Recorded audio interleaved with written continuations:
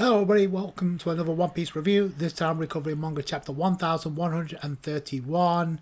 Oda approved with this chapter. If he didn't convince you with the previous chapter, he most definitely convinced you with this chapter that patience can sometimes be rewarded.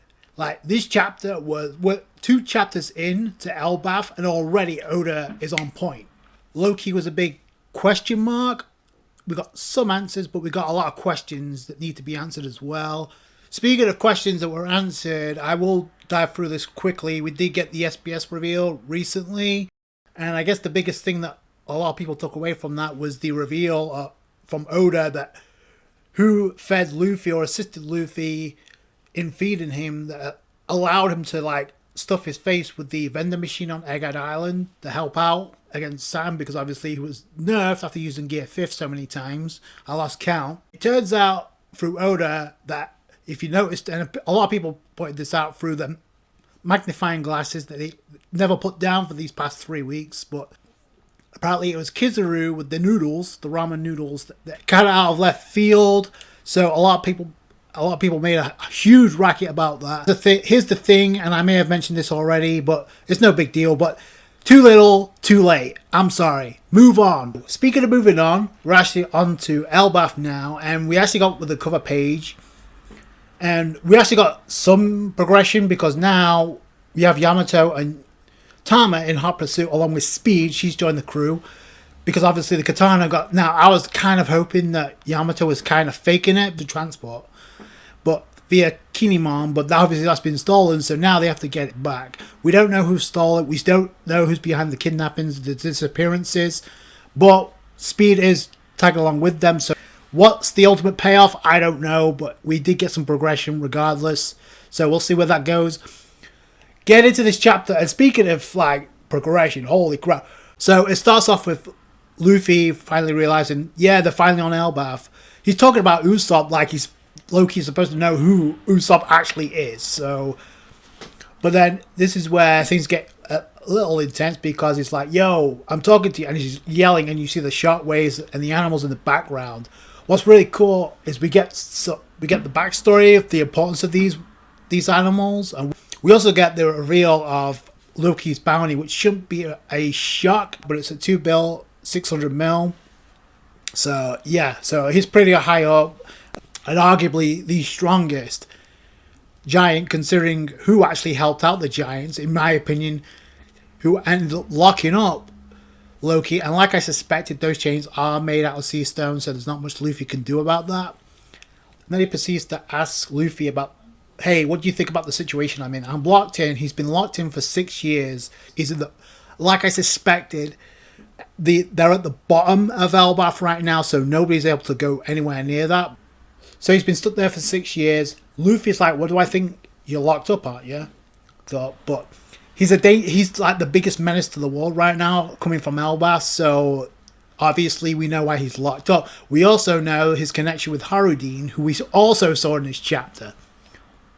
So there was a lot of progression, like I said. We get the whole layout of the tree, by the way. The tree, the world tree, or in this case, the Adam treasure tree, which I think is very interesting because of Adam Wood. So he goes on to confirm, yeah, these chains are made out of sea stone. Makes sense if he's a devil fruit user, like I said. So Loki is calling Luffy Rhodey, which is something that's interesting because Oda flipped the script, because usually it's Luffy being the one to give somebody a nickname. The only person he's done that for recently is Bonnie, who actually referred to Bonnie as her actual name. So Loki's like, yo, let's make a deal. If you set me free, I'll completely wipe out a pirate crew. What you gonna... Now, I don't know about you, but this could be a scene of foreshadowing here. But again, the problem is he's in Kurosaki chains, so there's not much Luffy can do. He like kind of bargains with Luffy to like let him free. Luffy's like, he's actually pondering about it, but it's like, I don't know if Luffy's gonna actually go through with this, or this was actually foreshadowing on Oda's behalf, because I do see like an alliance being formed here. There has to be a reason why Oda jumped to this immediately in the initial chapter. In the previous chapter, when we first got to Elbaf, Oda wasted little time and we got this interaction. Now we're getting a deal cut. Whether or not Luffy's going to go through with this, I don't know. it's possible. If he does, I can look at this moment and say, okay, this could be some type of foreshadowing here. Then it proceeds to like talk about the layout of where they're at right now. They're at the execution ground that serves as a prison and obviously as an execution ground itself. So those labeled criminals are sent here. So there's been multiple giants that have been sent down there, but they turn to bones. We got wild animals, obviously, so that makes sense. And the minute we see them, this was a reference to a pre-time skip training with Luffy. He was teaching Luffy about hockey. I find that very ironic considering we just got the remastered Fishman Island arc just started. So I don't know if that was just a coincidence or if Oda did that by design. And even Luffy's like, yo, this brings back memories. Yeah, I wonder why. So according to him, if you dig through the snow here, you'll find a ton of giant human bones. Obviously, giants that have been killed off or executed. Then we'll see, according to now this is where I took interest because according to our mythology, this mountain, which existed for tens of thousands of years, is known as the primordial world, which is interesting because the Yggdrasil tree is known as the Nine Worlds, I believe, as well as the World Tree. So I wonder. And Oda is using mythology here. So if he's using Norse mythology, then that could be the direction we're going in, and we got 9 separate worlds here in Elbaf, possibly. He says that mountains have existed for tens of thousands of years. Now, initially I thought that there might be a rock poneglyph inside the tree, but now with this statement, and if there is a rock poneglyph, I'm banking on either it's going to be inside that tree or it's going to be inside these mountains, because obviously tens of thousands of years, it makes the most sense. But we'll see. We just got here, so Oda will take his time with that, I'm sure. But it's just something to keep in mind here, and it's definitely something that stuck out to me. Then we see the hooded figures. These are small fries who dared to pick a fight with Elbaf. So they got locked down here too. But they're not in chains like Loki is. So that tells you the level of threat they are. Which they say something really stupid. They're like going, it's like, oh, maybe we should go rob this guy. Has he got anything valuable? Yeah, that's not going to go well for you. But then this is where Luffy perked up, because I don't want to pass out like last time. Got it? So who would have thought that Yonko Shanks, the redhead, would be in a place like this? Now, I'll get to that in a second, but that's where Luffy perked up, because the moment he heard Shanks, he immediately, well, first off, he actually said, yo, you mentioned Shanks? It looks like he knows something about what happened when Shanks was there, but obviously we know Shanks is not on Elbaf anymore, because we saw him leave. But it's just funny, because Luffy is like darting towards him as soon as he heard Shanks, because, he wants to hear more. But then as soon as he's describing Shanks, he's like, are you a friend of Red Hair? That cowardly pirate. Yeah. And immediately the gears were switched, literally, and Luffy went into gear 4 and punched the hell out of Loki. Now keep in mind, he's wrapped in Kuroseki chains, so he can't do anything. So you can't really relate this to being a feat, because obviously Loki has been restrained. Here he's referred to himself as the real sun god of Elbaf. We also know that Luffy's the sun god, so that's definitely going to happen as well. I don't know if this is what's going to lead to them joining forces. I just get this feeling that's where it's leading. But then Luffy's like, yo, even if it's a joke, don't say things like that. So we know how Luffy gets when someone badmouths Shanks. And Loki's like, yo, I can't move, moron. I'm going to kill that jerk as soon as I'm out of these. So he was saying like he was joking, but I was like, oh, I'm going to kill him as soon as I'm out of these chains. Then Luffy's like, yo, next time you say something like that, I'll smash you into this tree. Which, again, I don't know if this is going to lead into anything, but we could get Gear 5th versus Loki. That would be kind of neat to see. To kind of rate where Loki falls in the power ranking. In my honest opinion, it looks like he's just around Yonko tier, because it looks like Shanks had something to do with him getting restrained. That's just the way I see it. But I don't know. That's the vibe. Like I said, that's the vibes that I got. But then, because Luffy's like, why did Shanks come here? Did he come to meet you? Did he have some business here? Is he still in Elbaf? And then Loki's like, I'm not going to tell you for free. And that's where it cuts. So that's the hook. So we got something going on with Luffy and Loki now. And immediately Oda cuts to like the rest of the Straw Hats that are on Elbaf. Usopp, Nami, Sanji, and Zoro, along with Chopper, who spot we see Road. He's running away. Now it looks like he was going to run after the Straw Hats again, but he's being chased by Gerd and Goldberg, because we know they don't like him at all. I think it was Gerd who pretty much said he's worse than Loki. They also have the Sunny as well, so that could kill two birds with one stone. But they're like, Zoro is like, I have to cut them down. We have no choice. Usopp's like, no, don't do that, because they might be friends of the Masters. We don't really know right now. It looks like, which I don't suspect that as well, considering in the last chapter they were like literally talking about they're not supposed to have intruders here, so they need to take care of anybody that's intruding. So we do also get a kind of rundown of where they operate, because we know they're a part of Horodene's new giant pirate warriors. So we get a lay down of what each of the roles are. So that's pretty cool. Then we get like a moment involving Horodene. Now, what's interesting is like, so this is what I was saying about the nine worlds also being connected to the Yggdrasil. Because we get another place described by Oda, Warland Underworld. And this is where we see Horodene, along with the shipwright Stanson.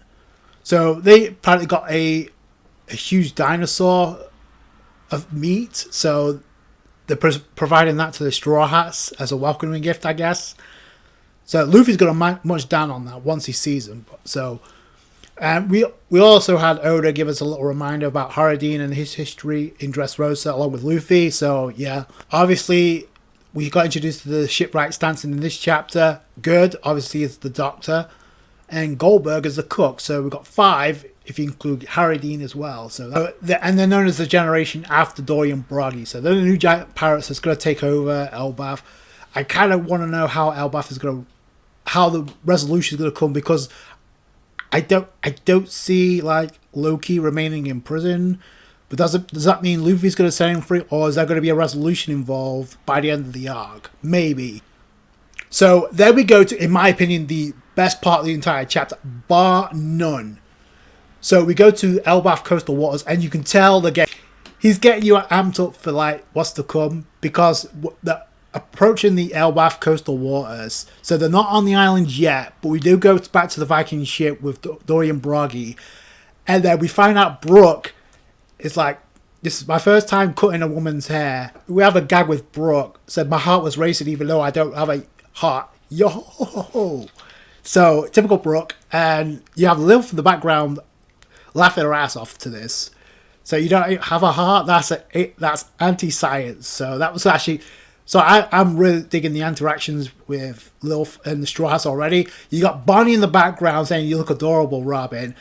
Frankie is like, yo, this brings back memories. So the crew, except Robin, is acting like the fandom right now, because we find out Robin has cut her hair back a little bit longer, but it's obviously nostalgia purposes to look like pre-time skip Robin. That was her hairstyle back when she last saw Soul, and that's why she did it.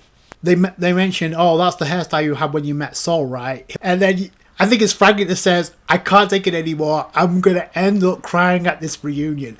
How many of those same people in the fandom that adore Robin had that exact thought in their mind when they saw this scene? How many? Like, that's exactly how this is going to end up. I love this touch by Oda. We see a long distance shot as the ship is approaching Elbaf. So the mist is cleared. They see Elbaf. We know what Elbaf's about now. Now, are they going to approach the bottom, the ground zero level, where Loki and Luffy are at right now? That's my question. But we'll have to wait and see.